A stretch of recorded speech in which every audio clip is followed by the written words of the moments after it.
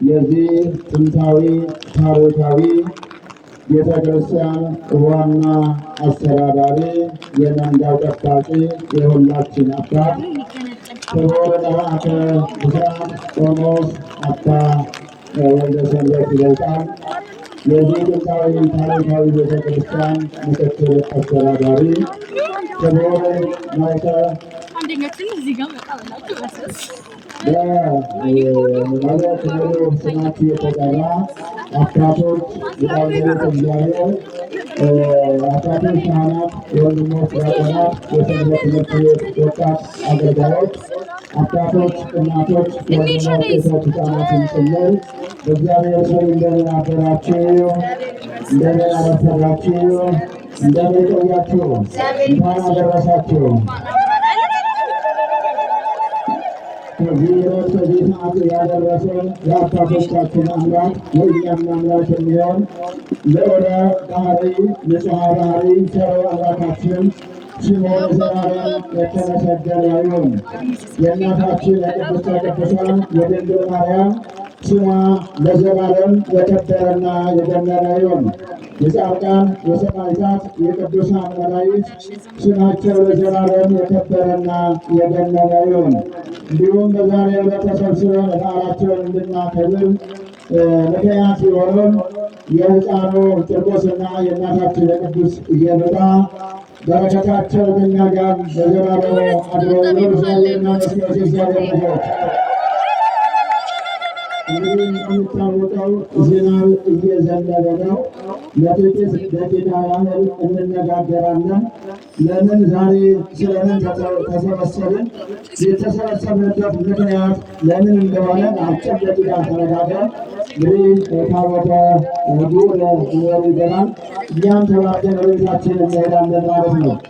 የምንማማርበት የትምህርታችን መነሻ የትምህርታችን መሪ ቃል ቅድም በመግቢያ ላይ የተናገርኩት ኃይለ ቃል ነው። ወእነግር ስምዐከ በቅድመ ነገሥት ወኢይትሐፈር፣ በነገሥታት ፊት ስለ ስምህ እናገራለሁ፣ በመኳንንት ፊት ስለ አንተ እመሰክራለሁ ይላል። ይህንን ቃል የተናገረው ነቢዩ ዳዊት ነው። በመዝሙር 118 ቁጥር 26 ላይ ይህ ቃል ተመዝግቦ እናገኛለን ማለት ነው። ስለ አንተ እመሰክራለሁ። የምመሰክረውም ደግሞ በነገሥታት ፊት ነው። የምናገረው በኃያላን ፊት ነው። ኃያላን አሉ፣ ነገሥታት አሉ፣ መኳንንት አሉ ብዬ አላፍርም፣ አልሸማቀቅም ይላል የነቢዩ ማለት ነው። ስለ ቃሉ በድጋሚ ስሙ ለዘላለም የተመሰገነ ይሁን። እናገራለሁ በነገሥታት ፊት ስለማ ስለ እግዚአብሔር እውነተኛ አምላክ እሱ እንደሆነ ይህን ዓለም ፈጥሮ የሚገዛ ይህ ዓለም ከመገኘቱ በፊት የሚኖር ይህንን ዓለም ፈጥሮ ያለ ይህን ዓለም አሳልፎ የሚኖር እሱ እንደሆነ አንተ እንደሆን ስለ አንተ እመሰክራለሁ ያለ ነቢየ እግዚአብሔር ዳዊት ማለት ነው። ስለ አንተ እናገራለሁ በነገሥታት ባህላውያን ነገሥታት ባህላውያን መኳንንት እንግዲህ ይህን ተናገራቸው ነው የሚያስር ይህን ተናገራቸው ነው ከፍ ብሎ ማየት የሚቀር ዝቅ ብሎ ከራት ከሚቆጥፉት እናገራለሁ። ስለማን? ስለ እግዚአብሔር።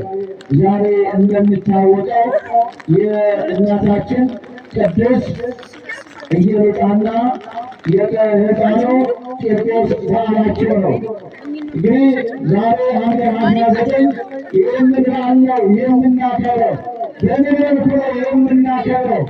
እነዚህ ሰዎች በ300 ክፍለ ዘመን የነበሩ ሰዎች ናቸው። ይህ ዘመን እንግዲህ እንደውም ድምፅ ቀንሱ። ይህ ዘመን ከባድ ዘመን ነበረ። ለቤተ ክርስቲያን ከባድ ነበረ። ለክርስቲያኖች ከባድ ነበረ። በክርስቶስ ለሚያዩ ክርስቶስ ከሰማያት ወረደ፣ ከድንግል ማርያም ተወለደ፣ ሞተ ተነሳ፣ ተሰቀለ ብለው ለሚያምኑ ክርስቲያኖች በጣም ይህ ዘመን ከባድ ዘመን ነበረ። አስሩ እግዚአብሔር ልጆች ሐዋርያት ነገሥታት የበዙበት አብያተ ክርስቲያናት ይታያቸዋ አብያተ ጣዖታት ተብሎ የተነገረበት ያዘመን ማለት ነው። ክርስቲያኖች እንደምታቸው እግዚአብሔር ስም የሚያቀርቡት አንገት ላይ ያነሰ ያሰከሩትን ያሰነ ክርስቲያን የሚጠየቅበት ዘመን ነበረ። ይህ ዘመን ማለት ነው እና ከዚህ መካከል እነዚህ ሁለት እናትና ልጅ ማለት ነው ዘመን ነበሩ። እግዚአብሔርን የሚፈሩ እግዚአብሔርን የሚያመልኩ ታላያን ነገሥታት ታላያን መኳንንት እግዚአብሔርን ነበረ የሚፈሩት። በዚያ ዘመን ደግሞ እግዚአብሔርን የሚያመልኩ ሳይሆን ሰው የሚፈሩ ነበሩ የነበሩ ሰዎች ማለት ነው እና እናታችን ቅድስት ኢየሉጣ ባሏ በሕይወት የለም። የ3 ዓመት እናት ናት። እናታችን ቅድስት ኢየሉጣ ይህንን ልጅ እንግዲህ አሳድጋለች እስከ መቼ? እስከ 3 ዓመት ድረስ ማለት ነው። በ3 ዓመት ይህ ፈተና መጣ። ፈተና ሲመጣ ከሮም ተነሳ ሸሸች። በሸሸችበት ሰዓት ይህ መከራ ተከተላል።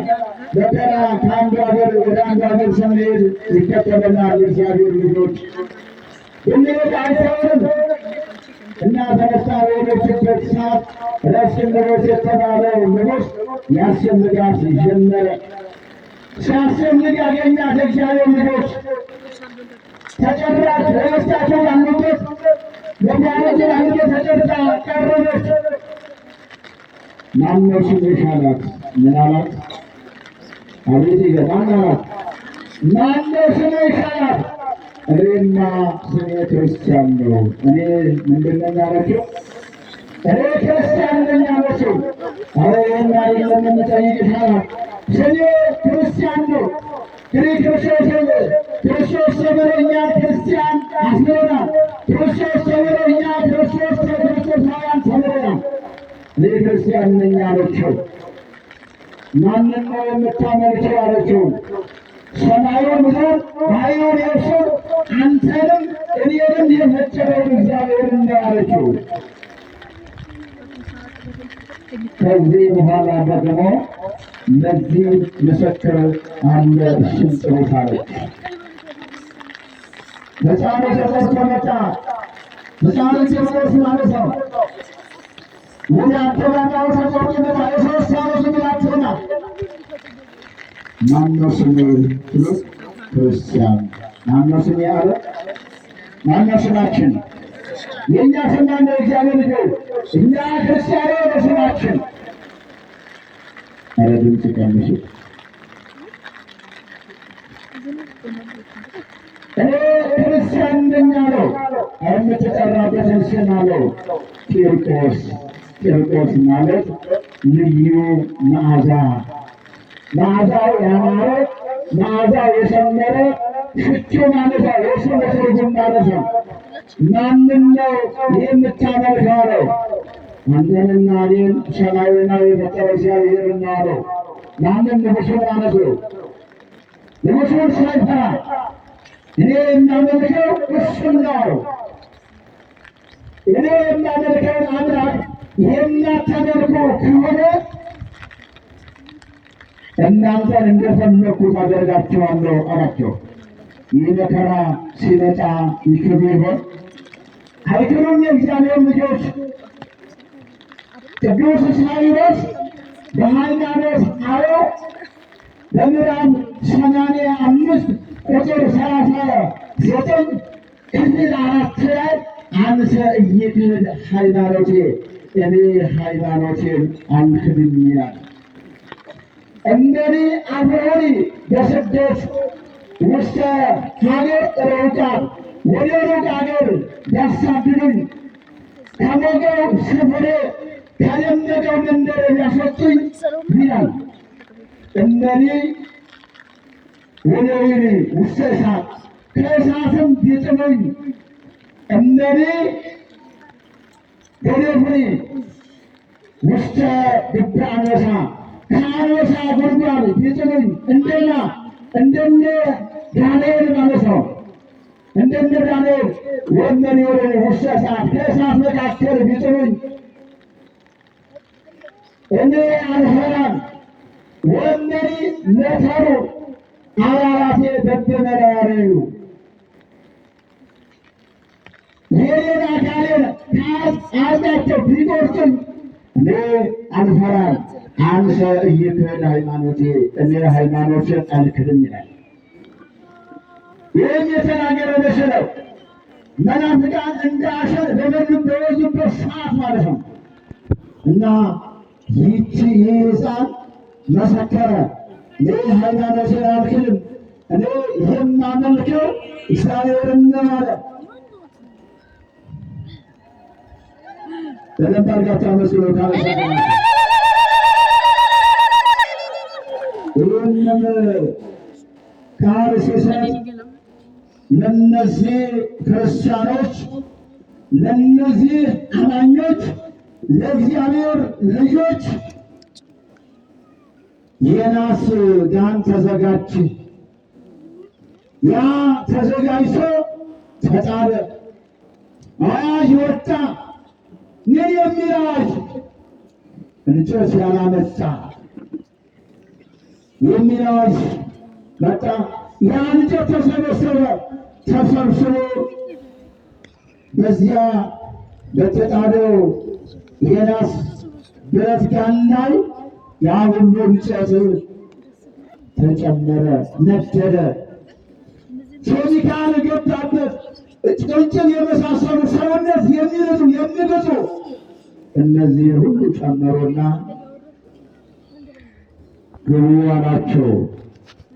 ይህ ሰዓት ሲነድ ቅዱስ ያሬድ እንደተናገረው ድምፃ ለጽሕት ከመ ነጎድጓደ ክረምት፣ የፍላል የእሳቱ ወላፈን ሲፈላ ጋኑ እንደ ክረምት ነጎድጓድ እንደ ክረምት መብረቅ ብልጭልጭታ ይብለጨለጭ ነበር ይላል። ወደዚያ እንዲገቡ አዋጅ ታወጀ። ወደዚያ ግቡ ተባሉ። በዚህን ሰዓት እናታችን ቅድስት ኢየሉጣ ልቧ ዳር ፈራች። የሦስት ዓመቱ ብላቴና እናቱን ጥብቄም እናቴ አይዞሽ በርቺ ጨክኝ አላት። እነ አናንያን ያዳነ እነ አናንያን እነ አዛርያን እነ ሚሳኤልን ያዳነ እኔና አንቺንም ያድነናል። እነ ሶስናን ከነዚያ ከረበናት ያዳነ እነ ዳንኤልን ከአንበሳ ጉድጓድ ያወጣ እኔና አንቺንም ከዚህ ከእሳት ያወጣናል፣ አይዞሽ አላት። የእግዚአብሔር ልጆች እንደዚህ ያለ ልጅ ይስጠን። ልጆችን እኮ አስቀድሞ ማስተማር የሚያስፈልገው ለዚህ ነው። እግዚአብሔር ልጆች ቤተ ክርስቲያን ሁልጊዜ የምትጠራው ለምሳሌ የቤተ መቅደሱ አገልጋይ እንዲሆኑ፣ የቤተ መቅደሱ የማህሌቱ አገልጋዮች እንዲሆኑ፣ የቤተ መቅደሱ ቀዳሾች እንዲሆኑ፣ የሰንበት ትምህርት ቤት እንዲሆኑ ቤተ ክርስቲያን ዛሬም ትጠራለች። ያን ጊዜም ተጣርታለች ነው ትላለች። ይህንን ቃል እንዲመሰክሩ፣ ይህንን ቃል እንዲናገሩ በዚህም ሰዓት እናቱን እያጽናና ወዴት ገቡ? ወደ እሳት ውስጥ ወደ ጋኑ ተጨመሩ። እዚያ ውስጥ ሳሉ ነቢየ እግዚአብሔር ዳዊት እንደተናገረው አይለፍከነ ማእከለ እሳት ወባይ ወአዕጻእከነ ውስተ ዕረፍት ይላል። መዝሙረኛው ዳዊት ሲናገር በመዝሙር 65 ቁጥር 12 ላይ በእሳትና በውሃ መካከል አሳለፍከን። በምንና በምን? አቤት እግዚአብሔር ነው። በእሳትና በምን? በውሃ መካከል አሳለፍከን። ይህንን የተናገረው ዳዊት ነው። ለምንድን ነው ይልና ትርጓሜው በግብፅ በነበሩበት ሰዓት ለአድሶ ተነስር ያህል በ500 ዘመን ይዘንብ ነበር ይላል። ያን ጊዜ አንድ ቀን ማለት ነው ጊዜ ገጥሞ እሳት እሳትና በረዶ እንደፈሰሰ ጣምቶ ወረደ ይላል። በዚህ መካከል ማን አዳናቸው? እግዚአብሔር አሳለፋቸው። ማንን? እነዚህን እስራኤላውያንን በዚያ መካከል ከዚህ አሳልፈናል። እንደገና ደግሞ ከግብፅ ወደ ኢየሩሳሌም ስንመጣ ያንን ሰማይ የመሰለ ባህር ከፍለህ አሻግረናል። እንደገና ደግሞ ከፋርስ ከባቢሎን አውጥተናል። ይህን ስል ምን አለ? በእሳትና በውሃ መካከል አሳለፍከን ስል ለጊዜው ነው። በእሳትና በውሃ መካከል አሳለፍከን ስል ከአሳር ወደ ክብር፣ ከሞት ወደ ሕይወት፣ ከሲኦል ወደ ገነት ወደ መንግሥተ ሰማያት አሸጋገርከን ሲል ነው። ይህን ያደረገ አባቶቻችን አምላክን እግዚአብሔር ይመስገን። እዚያ ውስጥ ገቡ። በገቡበት ሰዓት የእግዚአብሔር መልአክ ቅዱስ ገብርኤል እየበረረ ወረደ ይላል። ወዴት? ቂርቆስ እና ሕፃኑ ወዳሉበት በመልአኩ ክንድ ማለት ነው። ያ ወላፈኑ 49 ክንድ ወጥቶ ነበር ይላል። ስንት ወጥቶ ነበር ይላል? 49 ክንድ ወጥቶ ነበር። መልአኩ ቅዱስ ገብርኤል ሲመጣ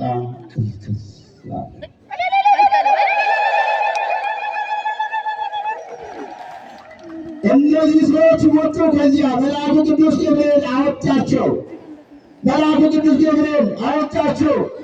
ወጥተው አሁንም ይኸውናና የእኛ አምላክ አዳነን ብለው በነገሥታቱ ፊት በመኳንንቱ ፊት መሰከሩ። ምን ብለው?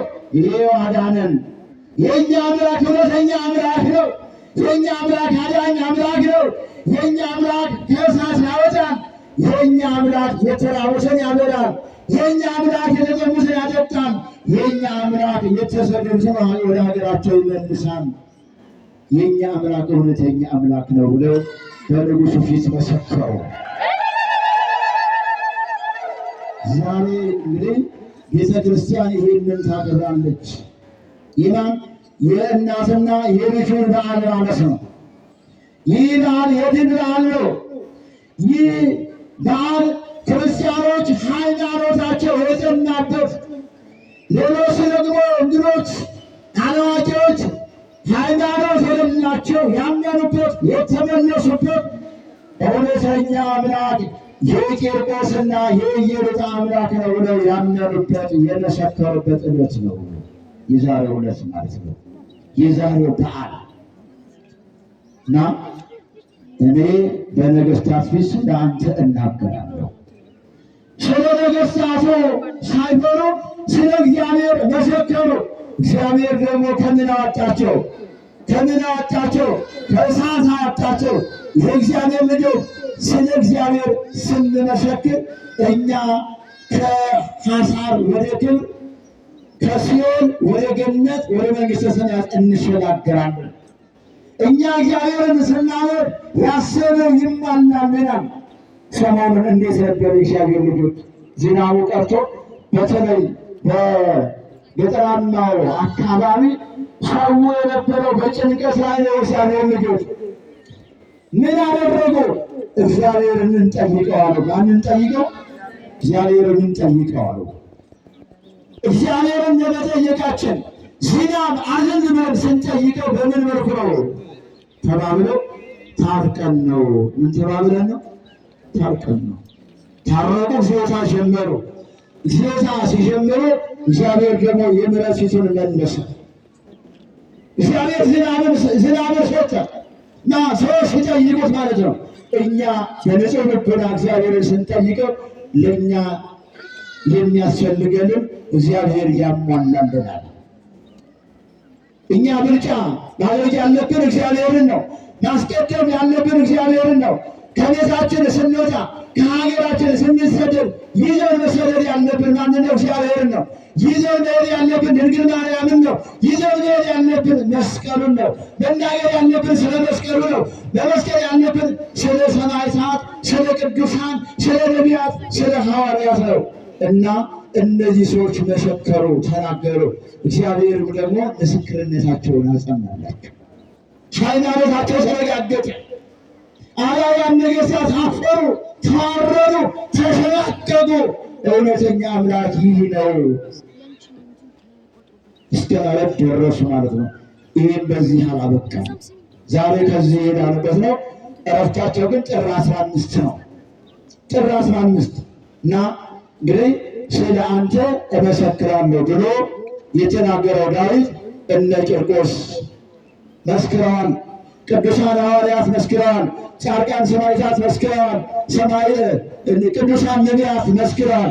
እኔና እናንተም ደግሞ ምስክሮች እንድንሆን የእርሱ መልካም ፈቃድ ይሆንልን። ወስብሐት ለእግዚአብሔር ወለወላዲቱ ድንግል ወለመስቀሉ ክቡር። ይቆየን። ደህና ዋሉ።